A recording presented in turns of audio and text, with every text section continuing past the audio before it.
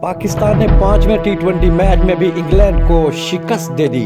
مزید تفصیلات میں جانے سے پہلے اگر آپ ہمارے چینل پہ نئے ہیں تو ہمارے چینل کو سبسکرائب کر دیں اور بیل آئیکن کو پریس کر دیں اور اس ویڈیو کو لائک کر دیں۔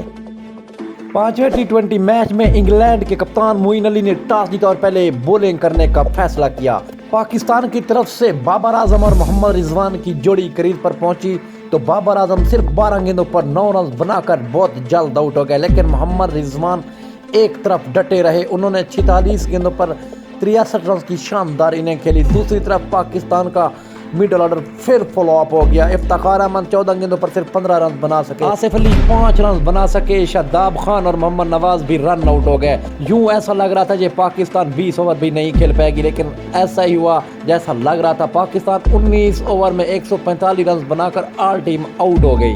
انگلینڈ کی ٹیم 146 رنز کا چیس کرنے کے لیے کریز پر اتری تو ان کے یہ ٹارگٹ گلے پڑ گیا۔ یکے بعد دیگرے کھلاڑی ان کے آؤٹ ہوتے چلے گئے، لیکن ایک اینڈ پر معین علی ڈٹے رہے۔ انہوں نے 37 گیندوں پر 51 رنز کی شاندار اننگ کھیلی۔ ایک وقت پر ایسا لگا کہ یہ انگلینڈ میچ لے جائے گی، لیکن عامر جمال اور افتخار اور محمد نواز کی شاندار بولنگ نے کیا میچ کو بنا کے رکھ دیا۔ پاکستان یہ میچ آخری اوور تک لے گیا۔